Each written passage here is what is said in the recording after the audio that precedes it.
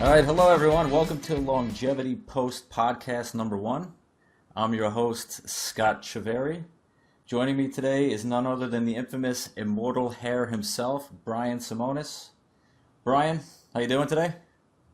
Great. How you doing? Fantastic. All right, so today we're going to talk about hair loss. So, Brian, you are the founder of immortalhair.org and probably the internet's largest natural hair regrowth forum. So I guess my first question, Brian, is, how did you get started in this field of researching hair loss? It's been more or less sort of an obsession for me. So, if you get back to 1990, 1991, I was very young, maybe 19, 20 years old at the time. I'm not exactly sure on those dates, but it's pretty much close there. And all there was out there was scalp cleansers and stuff like polysorbate 80, polysorbate 60, just emulsifies the stuff on your hair. And then Rogaine or minoxidil, same thing. There was no Propecia then. And I was really trying to explore some efficacious way of dealing with my hair loss. So I was 19. You were losing your hair at 19? Yeah, I was just constantly looking in the mirror. And was it diffuse thinning or receding? At that time, it was really just receding only. There was no detectable diffuse pattern at that time, and it was simply worrying me. Plus, I had a grandfather who was absolutely bald, and I had uncles that were bald. So people were saying, "Hey, this is absolutely guaranteed for you." That was the conjecture at that time. So I said, I want to do everything I can to maintain, my vanity, my appearance, because it's, for me personally, is a horrifying thought just to imagine being bald. I mean, it was inconceivable. I started thinking about, I'm going to have to do hair club for men where you put these weaves, and it was a scary prospect for me. So at some point I started reading every book. I started doing lots of vegetable juicing about 1994, very, very heavily. And I suspect at that time there was some cessation in my hair loss. It felt that whatever I was doing, detoxifying all my organs, I really just took it to the complete limit. But at some point, I started getting the idea of, first of all, it's very laborious. It's a lot of cleanup. It's a lot of very expensive to buy lots of fruits and vegetables and buy organic. Avoid conventionally grown produce and just juice these things. I did feel there were some health benefits. So that really kind of gave me an optimistic view that there could be something maybe to curtail this process. I really wasn't sure what I was doing, but I was. I'm sorry. So they had Rogaine back then. Did you try using Rogaine, or were you had a natural approach from the very beginning? Yes, I never decided to take. Somehow Rogaine just didn't even no one was really satisfied with Rogaine. I think it was something that just didn't seem like it would be working. I understand it has a 30 to 40% success rate, and that just wasn't enough for me. I just didn't like the idea of something you have to put on your head literally for the rest of your life. Mm-hmm. And of course, there's side effects associated with Rogaine.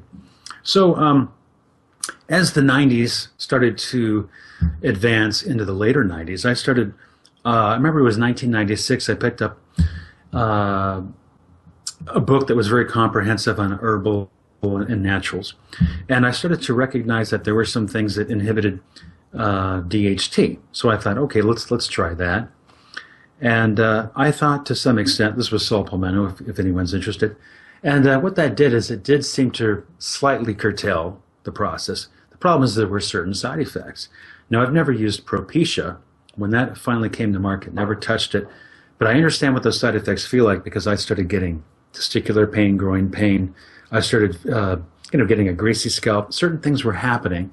Libido was sort of taking the wrong direction. There were certain things that I was experiencing that were analogous to what someone would experience from Propecia. So I already just intuitively felt this was a wrong road to go if we're even experimenting with what I call chemical castration or Propecia. So later, internet, started to become available to me, and I started doing very, very heavy research. In fact, I went to the library really before the internet was available to me personally, and I just started looking at what the medical literature had to offer. And it was pretty much all based on DHT inhibition, and I was looking at isoflavones and just various other things that were at least available that modified 5-alpha-reductase, which is the enzyme that catalyzes testosterone into dihydrotestosterone. So that was my focus then. And then I kind of jumped a little bit later into phytosterols. These are plant waxes, cholesterol-like waxes in the plant per se, and that has a more powerful action on 5-alpha-reductase. Now, cutting this a little bit short, I really took this too high. The focus was too great on that. I basically abandoned it later because I got too many side effects. So as the internet and as research started becoming more available to me, I started realizing there was a better, more smart direction. Now, I was in integrative medicine at this particular time, and I was really exploring the entire human body, really trying to get any hints of any kind that I could make a difference in my hair. Now, in 1999, I wrote a book and published it on the internet for free. Unfortunately, I was all about basic inhibition of 5-alpha-reductase and maybe some basic inflammation pathways, but really nothing that we needed. So there's quite a bit more story to go, and I'll try to cut it short. Eventually, here we are in 2015, and a lot has happened to really get to the point of understanding fundamentally what's wrong or why we lose hair. And it turns out it's pretty complicated. So, Scott, what would be your story? Like, how did you get started? How did you find the forum initially? All right, so let's see. So I turned 40 this year, and I believe when I was 32, around the time I was 32 years old, I started losing my hair aggressively for about a year. And I had always had I always had a reluctance to using any sorts of drugs for any issues. So I think I Googled natural hair loss solutions and came across your forum actually. So, and I know that I was around 32, 33 because my handle on the forum is Scotty C33. And so me being as creative as I am, I put my age. And I just soaked up all the information on your forum. I took all of your advice, and I was able to stop my hair loss. So I don't know if I've ever actually, and you and I, for the listeners out there and for the viewers, we've never actually met in person. We met through the forum. I asked you a ton of questions. You helped me, and I don't think I've ever actually thanked you for your help. But I'm pretty sure I would be cue ball right now if it were not for your advice. So I was able to stop my hair loss. Certainly, I don't have the hair that I had when I was 25, but I have the hair that I had when I was 35. So I am more than happy with that. Yeah, and likewise, I could only dream that I'd have, hair when I had at 18, even 19. I don't have that. But I'm very grateful, though, that I did the research that I did, just because I really found it's more about the hair. It's really about anti-aging, and it's really more about having the power or the responsibility, or really I could say the option of not only living longer, extending your life, but really just preventing disease. And it turned out hair is really just a symptom of something wrong in the body. It could be anything, really. Everyone is truly different, and the reasons for their hair loss may be a little bit different. There are some fundamental similarities, but there's also a wide spectrum of different hair loss disorders. And the reasons for hair, it's quite broad. So when one thing works for one individual, it may not work for somebody else. And so it really muddies the picture a bit for people. Okay, so since you've kind of gone down that path, obviously your research started back in the early 90s. When did you start the forum, the internet forum? Well, initially, after 1999, I had started browsing around different forums, and I really didn't have the overall confidence or the knowledge that I felt where I should even bother intermingling with the public, because I didn't really feel like I had any significant advantage over anybody else at the time. But probably around 2003, I started registering for forums. It was regrowth.com, and I registered as the name Immortal Hair at that time. And so I met several people who were also minded of a natural approach. We weren't interested in pharmaceuticals or anything that involved side effects. And at some point, somebody mentioned to me, his name was Danny Roddy, mentioned to me that why don't you get your own natural hair growth forum? And I thought, it's a marvelous idea. I should do this, because we were really we were essentially just in a gigantic sea of pro-pharmaceutical people. I mean, Right. a lot of ideas that we presented at the time were simply not accepted. Right. Ideas of insulin resistance, mitochondrial decay, just things that I think everyone recognizes now today as somewhat of a viable option, just wasn't accepted then. So I needed to go and intermingle with people who really had the same mindset. And so what was really great about developing my own natural form, which was in 2008, by the way, I started finding similar minds and people contributing, and my knowledge base just expanded from there. Not just the medical research, but just all the contributions of all the people of that forum.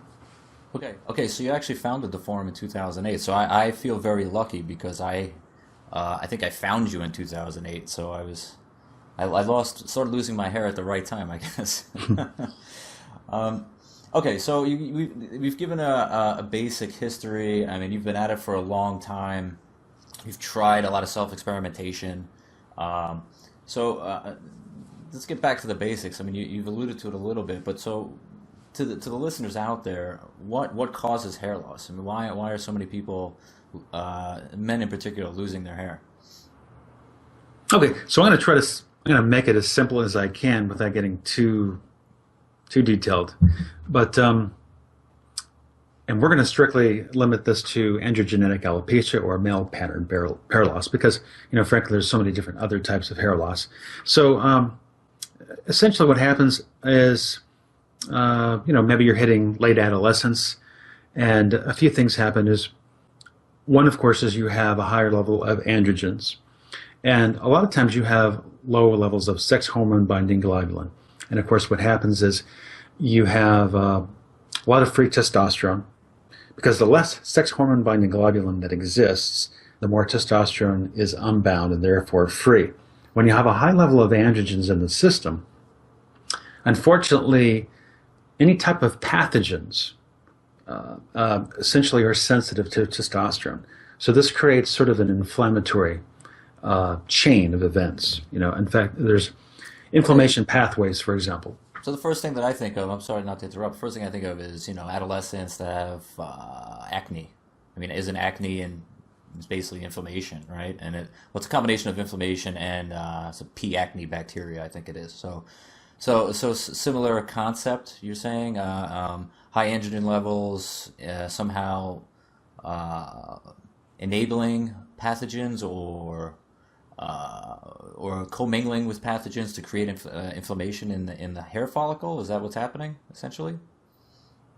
It's a little bit different from the acne, and but I'll try to basically. Here's what's happening. So there is essentially a sensitivity to pathogenic organisms when there is a heightened level of testosterone. Okay. So that's one aspect. Another is when you have an elevated level of androgens in the body, and you have any type of stress occurring. See, one thing that people don't quite understand about male pattern baldness is that generally, let's say if you're past your 20s, maybe you're in your 30s, your 40s, or even your 50s, or beyond, generally levels of testosterone are much lower than they should be. And likewise, people with high testosterone levels generally have fuller heads of hair. Now, this might seem a little bit different than what you may have heard, but if you go down to your late adolescence or early 20s, what really happens here is we have sort of a form of insulin resistance. Now, during adolescence, you have sort of a transient form of insulin resistance, which means that your body is growing at such a fast rate. The hormones are sort of elevated to sort of catch up, or to sort of, it's trying to go through a little balance or equilibrium. So you have very low levels of sex hormone binding globulin, which are allowing testosterone to elevate. As a result of this, you have two other things that are contributing to the balding process. One is you have a high level of cortisol in the form of corticotrophin releasing hormone. So when you're under stress, you have either corticotropin releasing hormone or corticotropin releasing factor.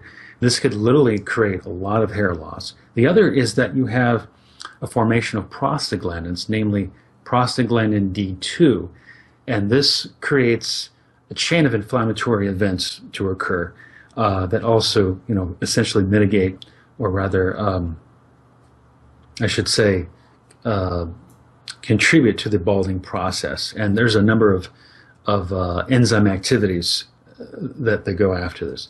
So those are things that you need to control. Is essentially, of course, we're all going to have high levels of androgens in our adolescence, even women. But what can be different is that there's ways to sort of to compensate, if you will, some of the imbalances that can occur, where you have bad or inflammatory prostaglandins and perhaps elevated levels of cortisol, which is sort of a catabolic hormone. It breaks things down. Okay, so you've mentioned high androgens. I don't think it would come as a surprise to anybody that stress and hair loss could be related. And you're saying it's through cortisol, and then prostaglandins and inflammation. So all of these things are causative factors. But what exactly happens in the follicle that causes the hair to stop growing? Okay, great question. And this could be a bit complicated, so I'm going to try to just get to the basic rudimentary things. So if you want to get really down to the follicle level, there are things called metoproteinase 9. This is an enzyme that essentially degrades the hair follicles, and they stimulate something called caspases, which essentially create the programmed cell death of the follicle. Now, this might not make a lot of sense, so you have to kind of go backwards a little bit. Before that happens, there's an inflammatory chain of events. First, you have what's called arachidonic acid. This is an omega-6 fatty acid that's very common. And what happens with this is it turns into things like COX-2, or cyclooxygenase 2, and 5-lipooxygenase. And these are enzymes that also further down the chain of inflammatory events. So they can create, basically, think of prostaglandins as sort of like things that, they're like hormone-like substances. Sometimes they encourage clotting, sometimes they cause vasodilation, sometimes they cause vasoconstriction. So they really allow your body to go through various physiologic processes, and they're necessary for life. In fact, just to give you an example, is when someone takes a drug called Vioxx, which you probably heard of, killed literally 55,000 people, it shuts off a substance that is the most powerful lubricant in your body to protect you from inflammation. So you really don't want to completely turn off and what is everything. Well, prostacyclin is actually a very powerful lubricant of the body. And so prostacyclin is a substance that is necessary. So when you use a COX-2 inhibitor, such as Vioxx or Celebrex, for example, you're turning off that internal lubricant, which can be very dangerous and cause, a stroke or a heart attack, for example. So what's interesting about the natural approach is you're not really turning something off completely. All you're doing is you're allowing the body to sort of modulate or gently encourage the body to do the right thing, as opposed to just blocking something 100%. Okay, so if I'm going, just so I can test myself for understanding, because if I'm confused, I'm thinking that some some of the listeners might be confused. But so MMP9, is that the enzyme? Correct. You're absolutely MMP9 correct. is the enzyme that that destroys the follicles ultimately, or is involved in killing off the follicles, and that enzyme is triggered, or is that exacerbated by various types of inflammation? Is that a fair statement? Okay. Absolutely a fair statement. Yes. Okay. And so to the extent that we can reduce or mitigate MMP9, we're doing our hair follicles a favor. Absolutely. And this is actually just a very long list of other inflammatory processes. In fact, if I mentioned them all, we'd probably be here for another hour. So what's incredible about hair loss is the hair cell, you could say, is sort of a miniature organ system in itself that has its own hypothalamic pituitary axis of its own. It literally has it's a mini system that actually produces its own cortisol hormone in of itself. So a lot of people assume that maybe your adrenal glands that do produce your hormones, some of them, may reach the hair follicle, but it's more than that. Your hair follicle organ itself literally has its own essential uh, system. It's almost like its own body or planetary system, if you will.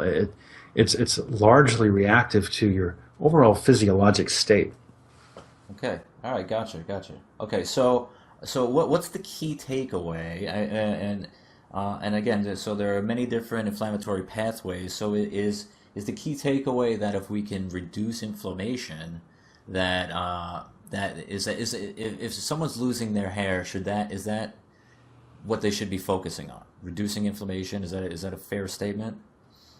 Oh yeah, incredibly. Yeah, it's an absolutely fair statement. Here's the big, I should say, this is sort of the big problem for some people is where is that inflammation coming from? And sometimes it's not always clear. The problem is one person could literally have anywhere from 1 to maybe 10 different individual causes of inflammation. And so, maybe you've maybe you've discovered certain ones, that seem very obvious, but there might be some others that are just not understood. And, frankly, the human body is so complex that most dentists and physicians really don't entirely, they don't understand the entire complexity of it all. So they're limited within the training they've received. And sometimes the big picture, if you will, is not really that apparent to them and just outside of their expertise. So it's defeating hair loss 100% in all individuals is a little bit more daunting than one might expect. Okay. Okay. So why shouldn't I just listen to Big Pharma and just take Propecia? I mean, Big Pharma seems to think that it's all DHT. Uh, so what is the DHT story, and why shouldn't I just take Propecia, or why shouldn't somebody that's losing their hair that's listening to this just take Propecia and go on with their day? That's a great question because, what's interesting about Big Pharma is they've had an incredible influence on just the minds of people. They've created a perception that it's all about DHT, and it's not quite accurate. The truth is, if you measure your blood levels of 5-alpha reductase, which is an enzyme that does catalyze testosterone into dihydrotestosterone, you will find elevated levels of 5-alpha reductase in people who are balding. So this is interesting. But DHT itself, it's a little bit not quite is cut and dry. So if you look at people's blood levels, you'll find that people who lose hair generally have low levels of DHT in their blood. And people who have a full head of hair actually have high levels of DHT in their blood. Now, this is different if you do a salivary measurement. You'll find that actually it is completely correlated. High levels of DHT in a salivary test is accurate, but in the blood it's different. So this confuses a lot of people who waste their time testing their DHT levels. They should really be looking at their 5-alpha reductase levels. So let's get to the question of Propecia. The problem is that 5-alpha reductase not only makes DHT, it also is responsible for other steroids. Now, for example, neurosteroids are things that are produced in the brain from essentially from progesterone and allopregnanolone. These are actually things that protect your brain from various things. So, for example, when people take Propecia or finasteride, they actually find a heightened level of anxiety and maybe depression. And this has been looked at in the medical literature. So this is one big caveat. The other thing is the long-term potential neurodegenerative effects of the brain. So if you think of it this way, we need progesterone, which is sacrificed when you are inhibiting 5-alpha reductase in a chemical way, such as finasteride, because what it's doing is it's simply suppressing a gene expression. So when the gene is supposed to be turned on to allow 5-alpha reductase to make its various line of steroids, you're inhibiting that process, and sometimes not for the better. I mean, you could actually predispose yourself to aggressive prostate cancer in some cases. So the level of different effects are literally systemic, and to how far they reach, no one really knows entirely, but I can tell you that it's a lot like Russian roulette. When you take finasteride, maybe 1 out of 100, 200, 100 people, maybe perhaps more, will have almost a permanent endocrine dysfunction. Literally, you're destroying your endocrine system. Okay, so I actually did not know that. I thought it just reduced testosterone DHT, I didn't realize it was also involved in other steroid hormone production. So it's more complicated, is what you're saying. It's not just DHT, so it impacts other, as you mentioned progesterone. Are there any others? Yes, essentially it predicts anything after progesterone, you get into the pregnenolone. So you got allopregnenolone, and so with both the progesterone and the pregnenolone, if you will, and the steroid metabolites after that, which do go into the brain, and they're necessary substances to protect your brain from neurodegeneration. And so just the fact that the exhibited side effects of this is heightened anxiety, heightened depression, and in some people, they literally have a permanent endocrine dysfunction, which basically means they might have permanent libido loss, they might have loss of sensation. It's sort of like there's a problem with. Mm-hmm. I've heard those stories, and I believe there's a forum or a website where people go to, I forget the name of it, Propecia help something, right? Where yeah, people Propecia. that have been severely damaged by taking Propecia. So I think it's called propeciahelp.com, but yes, it's that's an excellent site to just find out, what's the worst case scenario, and you can obviously have enlarged breast. That's another one they call gyno.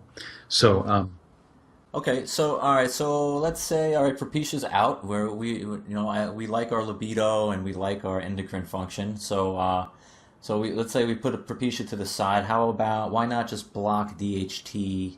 There are natural DHT blockers out there like saw palmetto. Why not go that route? that's a great question, and of course I have been there and I have done that. And here's what I found is the effects are a little bit sort of like Propecia light, if you will. And what happens is you really start to lose sensation. So if you really want to last, in the bedroom, that's going to be really, really difficult. You're going to start having maybe performance anxiety issues, maybe. You're going to even start, some people would complain of chest tenderness, which is a real thing. This could literally, much like Propecia, maybe encourage the chest area to grow. You might also have testicular pain or groin pain, and this is going to interfere with quality. How does that happen? So if you are, is it because your testosterone is not breaking down into DHT, so you have more circulating testosterone, which then breaks into estrogen, and then that's how you're getting gyno? Is that the pathway? Is that how it's happening? You really hit it exactly. Yeah, essentially aromatase enzymes are sort of starting to become active. So you now have a higher expression of aromatase. In fact, to really cut down to the crux of the matter on this whole issue is, I kind of mentioned a little earlier about insulin resistance. And insulin resistance is something that's sort of a precursor or maybe a future chance of maybe where your ability of your mitochondria to produce energy from glucose or sugar or fatty acids is going to be compromised. And what happens, that's a form of an aging process. And that affects your, how your hormones are being dealt out. Your hormones are very sensitive to the power plants of your cell, how the cells that make energy, the mitochondria, the things that basically, give you the energy. And as you lose that energy, which is symptomatic of an aging process, it's also kind of tipping its hand that maybe the hormonal balance is starting to lose its way. So when a man gets older, they start to have greater amounts of accumulating estrogen or perhaps aromatase enzymes, which convert testosterone into estrogen. And so as a man gets older, that becomes more of an issue. And sex hormone binding globulin, as I mentioned earlier, that just automatically goes higher and higher and higher. And it doesn't really become more about the DHT so much anymore, or the 5-alpha reductase. In fact, after the age of 26 years old, it's shown that people who use things like 5-alpha reductase inhibitors such as Propecia, their efficacy starts to lose its effect after a while. So it becomes more of an aging process, mitochondrial decay more than anything at that point. And one other thing I should mention is that basic stuff like zinc, a mineral called zinc, of course, that's a natural 5-alpha reductase inhibitor, which also controls aromatase enzyme as well. And so sometimes it's more about using minerals to kind of use the enzymes that you need. Your body knows what to do with what you need, if you have what you need, I should say. Right. So the problem is maybe it's a nutritional deficiency, or there could be an underlying cause to why you have the inflammation. We'll have to touch on this a little bit later as well, because there's reasons for inflammation, and it could be a serious problem. Okay. Okay. So we've covered, why we would want to go down the Propecia road. Natural DHT blockers, same thing. So, and you, at least the natural DHT blockers you have personal experience with, and the side effects. So your research took you past all of that to a regimen, which I'm looking on your website. So can you tell us a little bit about the regimen? How did you arrive at it? And then what are some of the key components of the regimen, and how do they work? Okay, this is a complicated question, believe it or not, but I'm going to make it as quick and easy as concise. Of course, I started out a long, long time ago trying to figure this whole thing out. And one of the remarkable things about not only having my own form, but even a form I used to visit before that was really just learning from my mistakes. So it is very, very difficult to be right on everything.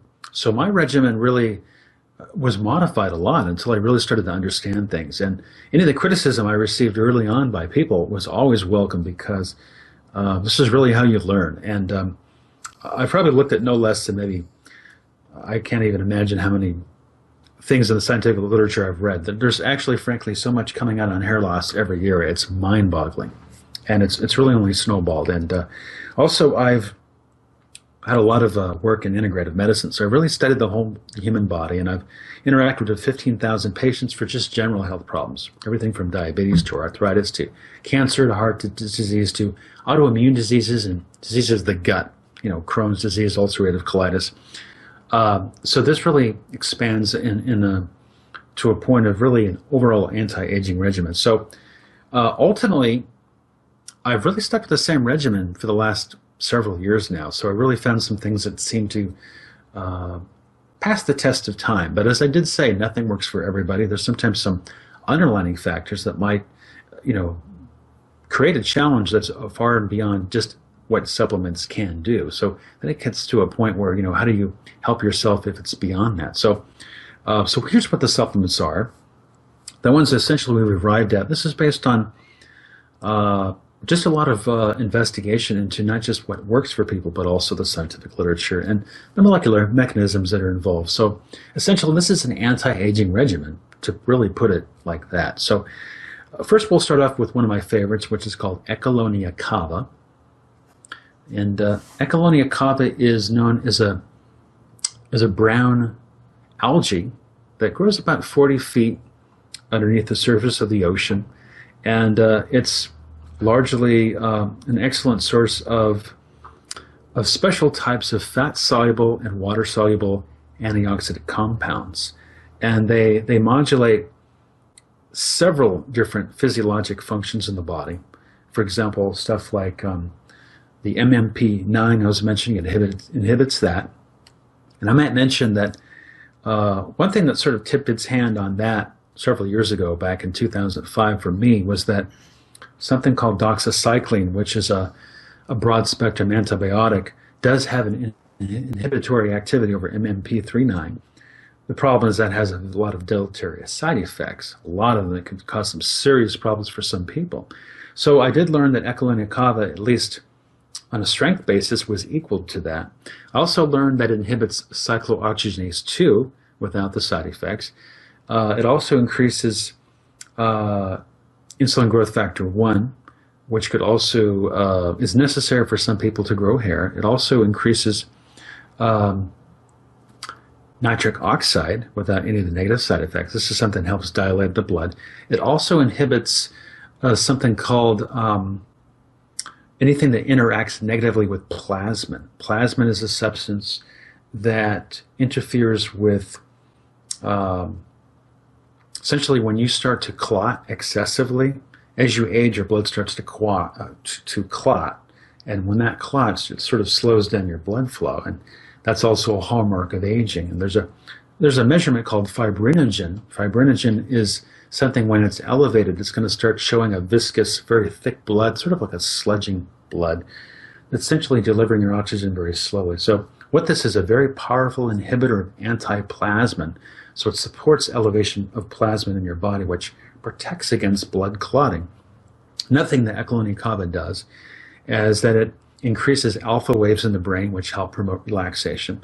It also reduces cortisol, which of course is a stress hormone. So when you're able to relax and just feel just more comfortable, you might notice that some people with hair loss, they're a little nervous wreck. They might even have, they might even exhibit symptoms of ADD or ADHD. They're sort of difficult for them to focus, difficult for them to concentrate. So these are...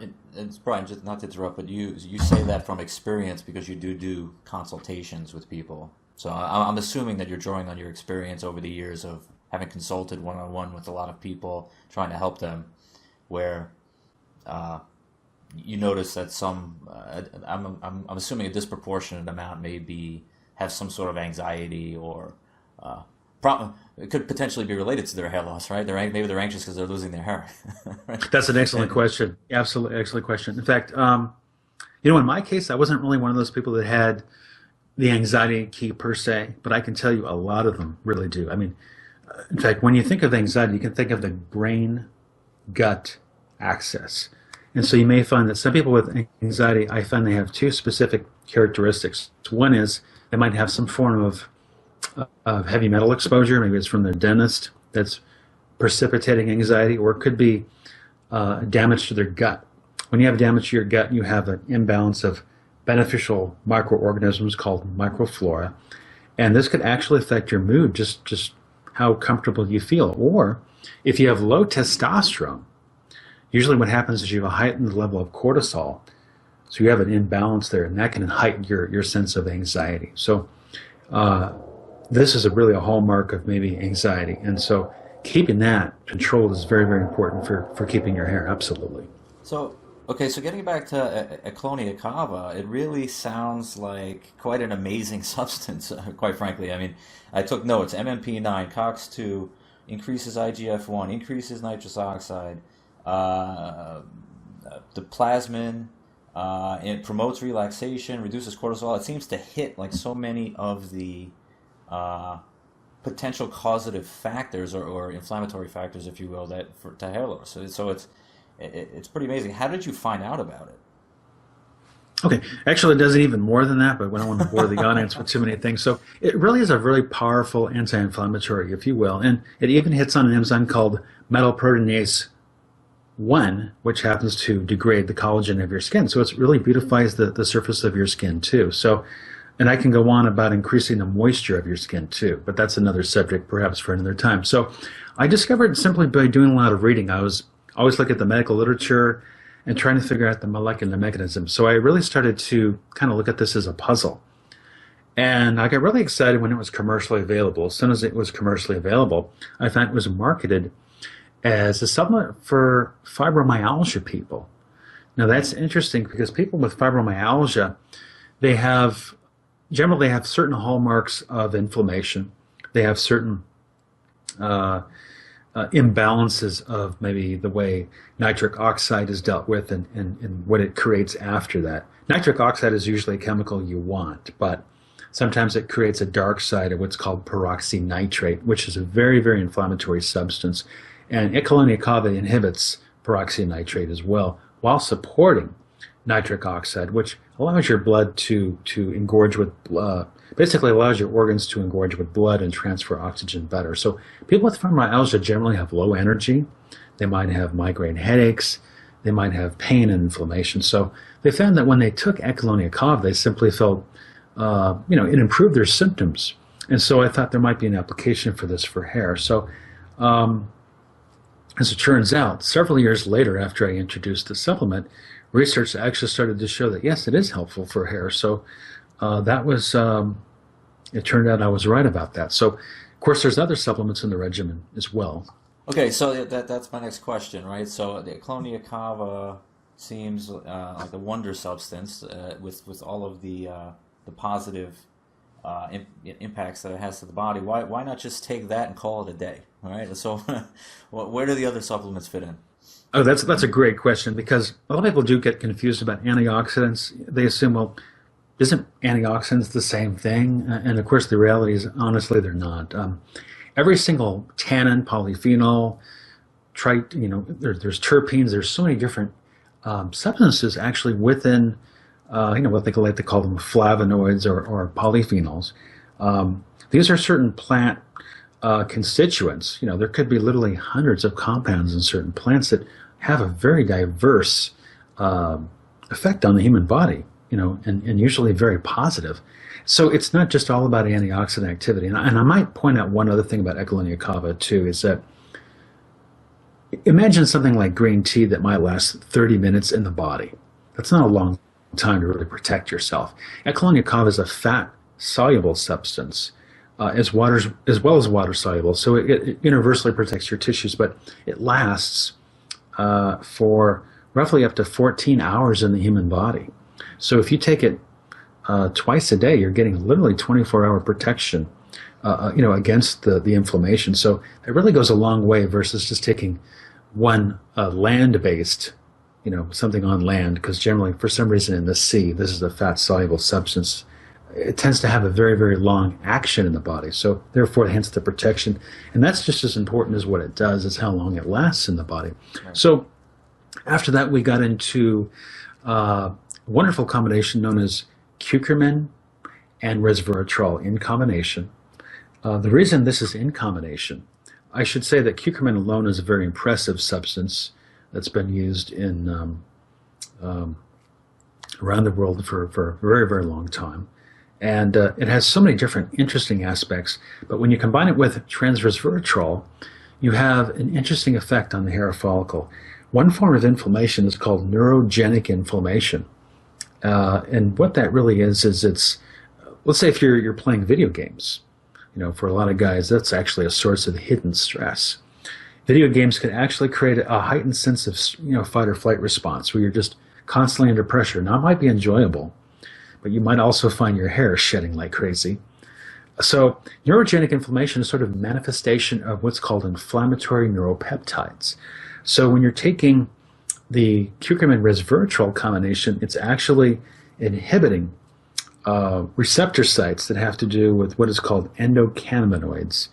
Endocannabinoids are endogenous or body-produced, you could say sort of a cannabis-like effect. We all actually have cannabis-like molecules in our body called endocannabinoids. So they're sometimes inflammatory and sometimes anti-inflammatory. Unfortunately, inflammatory ones are literally created just within your own mind based on your activities, such as playing video games, arguing with your wife or girlfriend, whatever it might be. Whatever is creating that heightened sense, or at work, the day at the office is an excellent example of increasing that force of inflammation. So that's another little hidden cause of hair loss as well. So this is a wonderful combination that positively affects gene expression for not just life expansion, but really protects just the different organs and how you react to stress.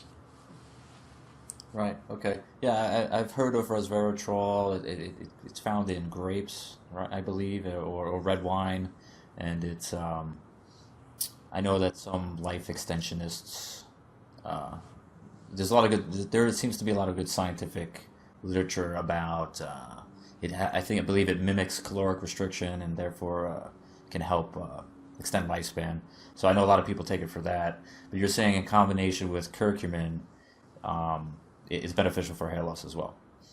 Yes, it literally has a synergistic effect, sort of like two parts are greater than the whole with the sum of its parts. So it's a really exciting supplement. Honestly, we can go on for hours on that alone because it really affects the body system-wide in a very exciting way. So I really just love the fact that I'm feeling like I have some control over, where's my mind going to be, when I'm 70, 80, 90?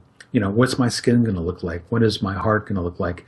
And I feel relatively confident by reading, the effects that this has on the body as a whole is fantastic. So this is more than about hair.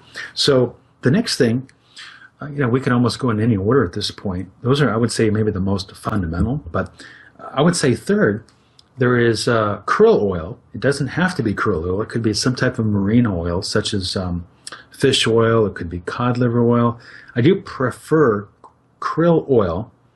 Only because krill oil it's a little bit like less is more. 500 to 1,000 milligrams of krill oil is probably similar to maybe taking a significantly higher dose of fish or cod liver oil. It's a little easier to digest, and its phospholipid form sort of packages it into the membrane, so it gets in there without having to get a fishy burp. Doesn't have to break down these triglycerides, which kind of just makes your body feel weighted. And it actually has additional benefits. It has things called phosphatidylcholine, or phospholipids, if you will, and that how sort of relaxes the mind and sort of puts you in a more calm state. Even has supplies certain cannabinoids, which are positive types of cannabinoids that sort of give you a sense of, I don't want to say a euphoric feeling, but just a very, very mild anti-anxiety effect. And mainly what the krill oil does, or the fish oil, is it actually reduces the inflammatory effect of prostaglandin D2, which is the main prostaglandin what really, really hits on the hair hard. And so that's a very important one. Is that the omega-3 fatty acids that do that, which is why you can use a cod liver oil or a fish oil? You're absolutely correct. Absolutely correct. So if you don't like krill oil, or if it just doesn't suit you, everyone is different. Some people I have heard, don't do well on krill oil, but I think most people would prefer krill, say, over fish oil or krill. It just depends on your, how you feel. But krill is one of my favorites. Also, it has astaxanthin, which is that purple color, antioxidant, which sort of helps give an additional benefit to the krill oil, that fish oil does not have. So that's a nice one, it really is. And going further, I would also say vitamin D. The research is now showing these days it literally affects up to 3,000 genes, and I say it modulates 3,000 genes in a positive way. So this is well over 10% of the human genome, and what it does for the integrity of your skin. What it does for hair is really, if you don't have enough vitamin D, it's not going to allow your hair to grow as well as it can. It's not that vitamin D grows hair. It's more so that it allows hair to grow. So if you're missing, what it can actually do is it can affect the pigment of your skin. There's something called EPO. EPO is known as sometimes a performance drug, but in reality it's something your kidneys produce. And if your kidneys don't produce enough of this stuff, you literally will not be able to grow hair. And so some people who have very, very pale skin, maybe paler than maybe their siblings or their parents, they might look at vitamin D and consider supplementing with that, because that could really be, take things in another direction. So there's another supplement that I can get into. Brian, on vitamin D, is it what do you recommend there? Do you recommend a certain IUs per day, or do you recommend getting your levels tested and then going from there? Do you recommend just going out in the sun as much as you possibly can? What should the typical person do there? Okay, that's a great question, and it's a bit difficult to summarize because, of course, we have different skin pigments. The lighter your skin, of course, it's going to be easier to absorb those the vitamin D, or rather the ultraviolet B radiation in your skin. It also depends on where you live. So if you're in the northern latitudes, especially during wintertime, you're not going to absorb any ultraviolet B radiation. So as a result, you're just not going to get any. And so this is a thing you're going to have to determine. So there is testing. You can test what's called your 25-hydroxy vitamin D levels and ascertain if they're good. Now, unfortunately, if you go to a typical lab, the reference range, I think, is a little bit too broad. They usually look at something over 30 nanograms per milliliter. I usually prefer to see something maybe over 50 nanograms per milliliter, because when you're above that level, that's when you actually can store some vitamin D. You're not really kind of running on empty. So maybe if you're somewhere between 50 and 80 nanograms per milliliter, you're doing pretty well. And so I would suggest testing, or if you want to just take a big guess at this, it's probably not going to hurt you. If your skin is very, very light, it's not going to hurt you taking 4,000 international units per day.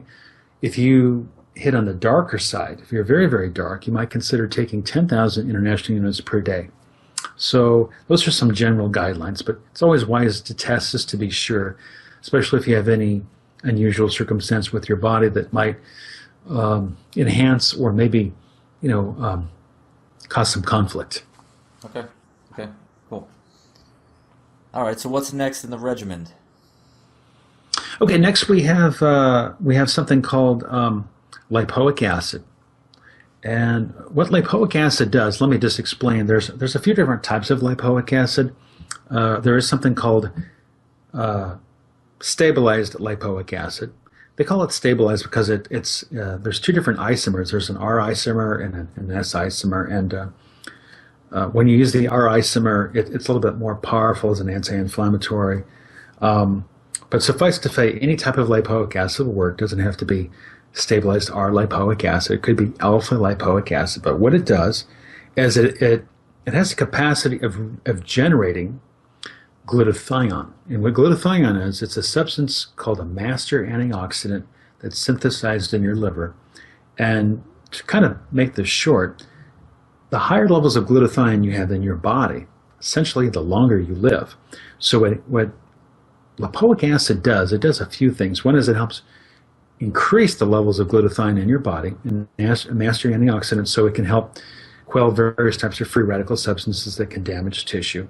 The other is that it regenerates or recycles or adds more life to other antioxidants that you might be ingesting, such as vitamin E or the other forms of vitamin E, tocotrienols, tocopherols. It enhances their activity. It enhances vitamin C's activity in the body. It enhances coenzyme Q10's action in the body. And it extenuates things that the body produces on its own called superoxide dismutase and catalase. These are all things that protect your body from breakdown and in forms of damaging free radicals. So this is a wonderful thing to really improve the health of your liver and your kidneys, which are two fundamental organ systems for good hair. Okay.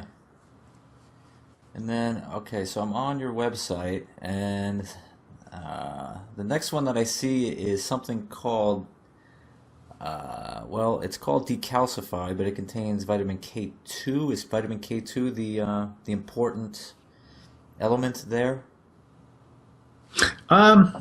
Yes, and this is a bit interesting. I'm going to try to not get this too technical because vitamin K2 is, I would say it's a rediscovery. If you go back there's a wonderful seminal work back in the 1930s it's an amazing book, probably one of the greatest nutritional books ever written, called Nutrition and Physical Degeneration. And what it was a dentist traveled the world in many different regions, and he looked at primitive cultures, people who were in isolated areas, who were eating indigenous foods, not affected by processed foods of any sort.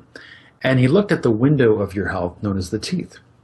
And he found that degeneration occurred, usually beginning with the teeth, which extended to other forms of degeneration. And he found that once the civilized or processed foods were introduced into their culture, they started seeing degeneration. Now, one of the reasons processed foods is so detrimental is that it literally breaks down minerals and actually starts to waste minerals. One of the very rare minerals that's underappreciated, and if not even, I would say almost virtually unknown in the modern nutritional world, is something known as vitamin K2. It was introduced in that book as some mysterious substance called activator X. All they knew at the time is when you mix activator X with some other thing like cod liver oil, you had some sort of what they would call miraculous or remarkable kind of healing effect would occur. So vitamin K2, it does a lot of interesting things in the body. So let's just cover a few. Now, based on modern research, we know that vitamin K2, also known as menaquinone, what it does is it has an ability to regulate calcium levels in the body. So they found there was a Rotterdam study. They found over 4,000 participants, they found that they had a significant reduction in arterial calcification by simply incorporating vitamin K2.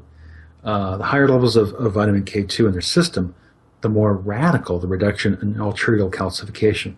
Also, when you have vitamin K2 in your system, you're also reducing the effect of calcification in your soft tissue.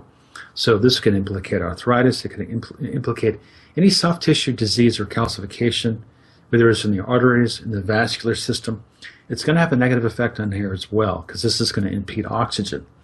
In the disease process, calcification is sort of a hallmark of disease. Generally, you have a trifecta of three things. You've got calcification, you've got heavy metals that tend to bind to calcium, which is a form of pathogenicity.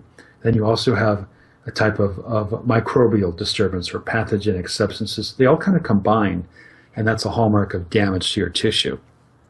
Your body might use it sort of a way of protecting itself, but it's sort of like an example of what happens after you go to war. There's lots of collateral damage. So when there's calcification in the diplodotic veins, which are areas in your scalp that feed the hair, what they found, there was an interesting autopsy study that showed that when people were essentially bald, they found that their diplodotic veins were completely calcified, essentially preventing the blood from giving the hair the essential nutrients and oxygen it needs to thrive.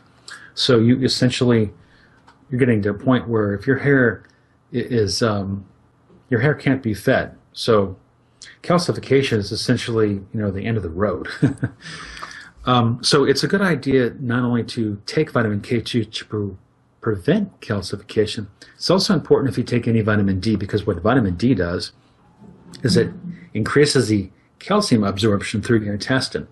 And so if you take any type of vitamin D supplements, you should take some vitamin K2 to kind of help your body keep that in check. And this goes a little bit further, but I don't want to get too complex into this. There's a lot more that vitamin K does do, and this gets into hormones and other things that's quite exciting. And I think we're just seeing the tip of the iceberg on what vitamin K2 or menaquinone can do. I mean, it gets into blood coagulation, under and over coagulation. It gets into a lot of interesting things on osteocalcin and what osteocalcin does in terms of bone strength, integrity, and many other things. So it's a very exciting supplement, which is outstanding for essentially enhancing your potential lifespan. Okay, and so the dentist that you referenced was Weston A. Price, for any listeners that want to Google and learn more. And so as I understand it, vitamin K2 is not very easy to get in the diet, which is another reason why you might want to supplement. Would you agree with that? You're absolutely correct. Absolutely correct, Scott. I mean, most people who eat essentially completely processed food, they're not going to get any vitamin K2 in their diet whatsoever. Now, some people might think, well, what about vitamin K1? Vitamin K1 is from vegetation, but the problem is it's limited in terms of what it can do physiologically. So vitamin K2 is really something you don't want to leave out of your diet. You can get vitamin K2 from eating generally organ meats or things that people generally don't find very appealing. Or you can eat grass-fed eggs or grass-fed meat. Right. But a lot of people, don't find that available in their local supermarket. Okay. All right, fantastic. All right, well, we're coming up on the end of the show. I know that there are more recommendations here on this page. Maybe we can pick them up in the next podcast. I guess for any of the listeners or viewers out there, can you remind them of where they can find you? Where are your coordinates so that they can get online and learn more? Okay. They can simply type in www.immortalhair.org. That's O-R-G, or organization. And they'll find it, and they'll also find lots of resources available as well. All right, and then the forum is also linkable through there, correct? That is correct. And so I would encourage anybody that wants to contact Brian. You can join the forum; it's free, and you can private message him any questions, and we will answer them on the next podcast. All right, so I think we'll wrap it up at this point. It's been about an hour, Brian. I really appreciate your wealth of knowledge. I think that we've done a good job giving the history of the infamous Immortal Hair Forum and how the regimen came to pass. And again, any listeners or viewers that want to find more, go to immortalhair.org, and we'll see you next time.